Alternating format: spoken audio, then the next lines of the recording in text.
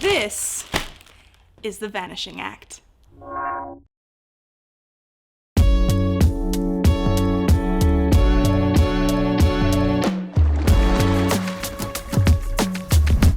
High levels of calcium in your hot tub can cause hard water deposits to build up, cloud your water, and make chemical maintenance more difficult, which can be irritating to eyes and skin and shorten the life of your hot tub.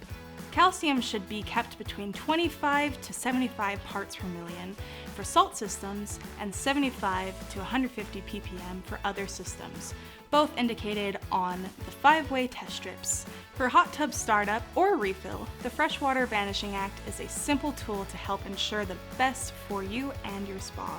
Hey there, thanks so much for watching. Make sure to like, comment, subscribe down below to get future content from Leisure Time Inc.